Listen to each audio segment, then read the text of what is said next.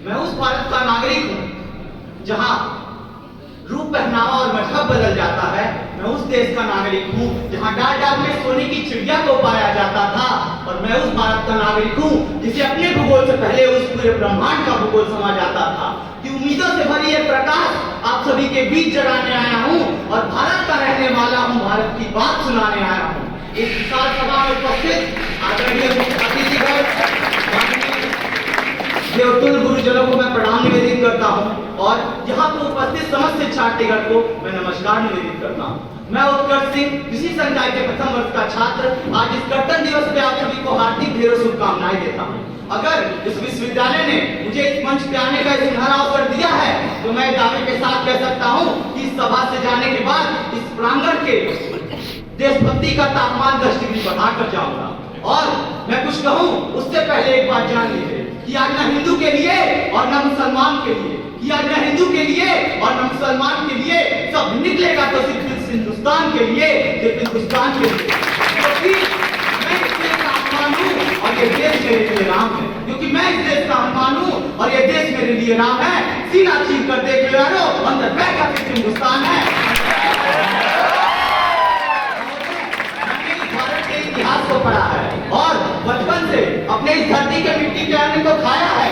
इसी वजह से आज मेरे रगों के अंदर इस देशभक्ति का जज्बा जिंदा है। जैसा कि हम सभी जानते हैं कि ये हमारा 75वां गणतंत्र दिवस मनाया जा रहा है और कहीं ना कहीं ये गणतंत्र हमें इतनी आसानी से नहीं मिला। ये मुगलों व अंग्रेजों की जंजीरों बेड़ियों को तोड़कर उन्हें पैरों तले कुचलकर 26 जनवरी 1950 को सुबह 10:18 पर मिली थी।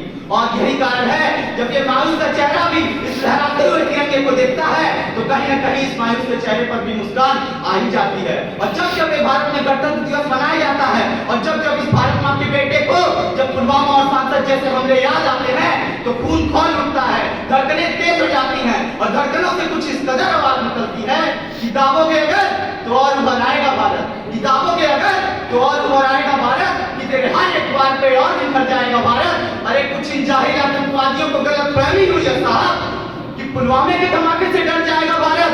ऐ पाक तेरा ख्वाब नजारा ही रहेगा, ऐ पाक तेरा ख्वाब नजारा ही रहेगा। तो किस्मत का माना था और माना ही रहेगा, तेरे हर सवाल का जवाब कराना ही रहेगा। और कश्मीर का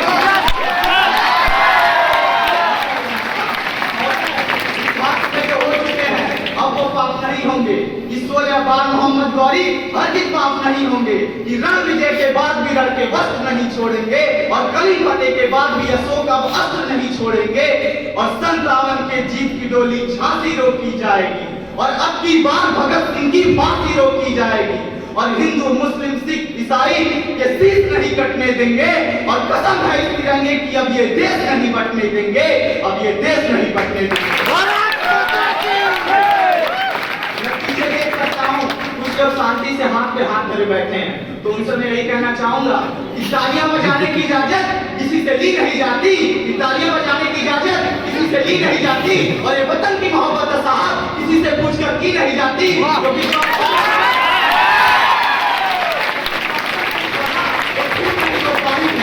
जो ऑप्शन नहीं पता वो खून नहीं वो पानी है और जो देश के लिए काम आए वो तो बेकार जवानी है।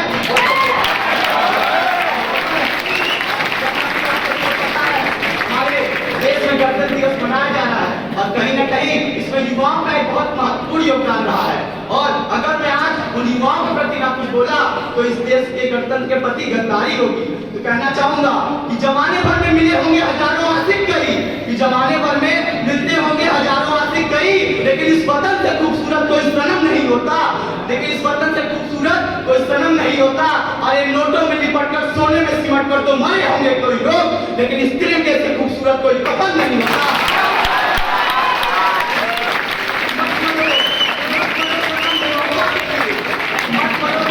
बेवफा के लिए दो गज जमीन नहीं मिलेगी तुम्हारे दफन होने के लिए, कि दो गज जमीन नहीं मिलेगी तुम्हारे दफन होने के लिए। और मरना है तो मरो यार वतन के लिए, हसीना भी दुपट्टे बिछा देगी तुम्हारे कफन के लिए।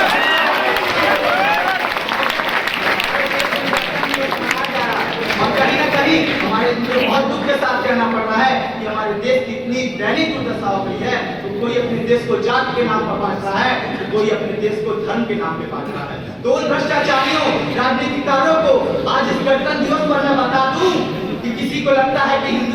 है तो किसी को लगता है मुसलमान खतरे में है, किसी को लगता है कि हिंदू खतरे में है तो किसी को लगता है मुसलमान खतरे में है। अरे भर जाति का चश्मा उतार कर तो देखो साहब, पता चलेगा मेरा हिंदुस्तान खतरे में है, मेरा हिंदुस्तान खतरे में है। अरे खूब कहती है अमन की गंगा बहने दो, अरे खूब कहती है अमन की गंगा बहने दो, मत फैलाओ साहब मेरे शहर में गंगा रहने दो, मत फैलाओ मेरे शहर में गंगा रहने दो, और लाल हरे रंगों में मत बांटो मेरे इस देश को, मेरे छत पे एक अखंड भारत का तिरंगा रहने दो, एक अखंड भारत का तिरंगा रहने दो। हमारे खाने में देश का नमक हो या ना हो, लेकिन हमारे खून में देश का नमक जरूर होना चाहिए। इसीलिए उठो जागो और भारत के इतिहास को पढ़ो और देखो कितनों ने बलि चढ़ाई है, और यही कारण है कि फौजी कहलाना इतना आसान नहीं होता, जज्बातों को पिघलाकर रगों में लोहा भरना पड़ता है। इस आजादी की सुबह को कभी शाम ना होने देंगे, इस आजादी की सुबह को कभी शाम ना होने देंगे, और जरा भी अगर एक बूंद लहू बची है अगर, तो इस भारत मां के आंचल को कभी नीलाम ना होने देंगे, इस भारत मां के आंचल को कभी नीलाम ना होने देंगे।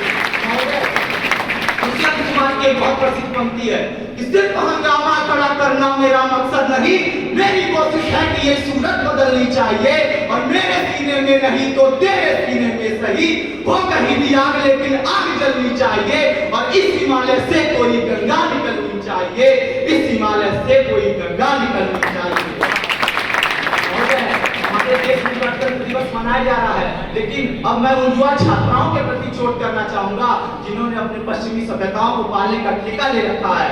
कि सन 57 में चमक उठी थी वह तलवार पुरानी थी, कि सन 57 में चमक उठी वह तलवार पुरानी थी, और फिरंगियों को भगाने की वीर कुंवर सिंह ने ठानी थी, और बुंदेलखंड के हर बोलों में ये हमने सुनी कहानी थी। अरे खूब लड़ी मर्दानी पर तो झांसी वाली रानी थी, बेगम हजरत महल, कमला नेहरू, सरोजिनी नायडू, जिन्होंने देश के हित के बारे में सोचा और देश के आने वाली चुनौतियों से वार किया और अपने देश का उपसंहार किया। मैं उन भारतीय महिलाओं को सलाम करता हूं। मेरा भरसक समझाने का प्रयास यही है, कहीं ना कहीं हम अपने भारत के सभ्यता, संस्कृति और संस्कारों को भूलते चले जा रहे हैं। तो आवश्यकता है और इसका दायित्व हमारी युवा छात्राओं के पास है, चाहे तो इसे बचा ले, चाहे तो इसे बर्बाद कर दे। और मैं उदाहरण के रूप में कहना चाहूंगा कि अगर आपको सीख लेनी है तो हमारे भारत को उन महिलाओं से लीजिए जो इस आधुनिक युग में भी, इस आधुनिक कलयुग में भी हमारे सभ्यता, संस्कृति और संस्कारों को नहीं भूली। अब मैं उन श्रेष्ठ राजनीतिकारों के प्रति कहना चाहूंगा जो हमारे भारत के भूतपूर्व प्रधानमंत्री अटल बिहारी वाजपेयी जी के बारे में। इनका कहना था, सत्ता का खेल तो चलता रहेगा, सरकारें आएंगी, सरकारें जाएंगी, पार्टियां बनेंगी, पार्टियां बिगड़ेंगी, मगर ये देश रहना चाहिए, इस देश का लोकतंत्र में रहना चाहिए। और आपको जानने चाहिए होगा कि हमारे देश की समृद्धि हमारे गांव के खेतों और खदानों से होकर गुजरती है। इसीलिए इंसान कितने भी ऊंचाई पर क्यों न पहुंच जाए, उसे अपनी धरती को नहीं भूलना चाहिए जिसने वहां पे चलने की जहां से शुरुआत की होती है। और हाँ, ये वही भारत है जो ठुकराए हुए की सरल स्थली बन जाता है और 7 समुद्र पार अपने परदेशियों को अपने ब्रदर और सिस्टर कहकर बुलाता है, और यही वो पूज्य भूमि भारतवर्ष कहलाता है, भारतवर्ष कहलाता है। ऐसा न मैं कहता हूँ, न मेरे जज्बात कहते हैं, न मेरा विभाग कहता है, ऐसा तो सिर्फ मेरे भारत का इतिहास कहता है, भारत का इतिहास कहता है। महोदय, आने वाले भारत को केवल विकसित और समृद्ध भारत ही नहीं देना है, आने वाले भारत को आत्मनिर्भर भारत बनाना है, आने वाले भारत को भ्रष्टाचार मुक्त भारत बनाना है, आने वाले भारत को महिला सशक्तिकरण वाला भारत बनाना है। एक ऐसा भारत को करने देना है जिसकी मिसाल की गुणगान विदेशों में गाई जाए, जिसकी मिसाल विराट विदेशों में सुनाई दे, और जिनके रामकृष्ण और महाराणा प्रताप जैसे पूर्वज हों, जिन्होंने योग कर्म शांति का पाठ पढ़ाया हो, जिन्होंने 500,000 वर्षों तक विधर्मियों आतंकवादियों से लड़कर हमारी सुरक्षा की हो, भला उनके सामने हमारा भारत कैसे हाथ नतमस्तक हो सकता है।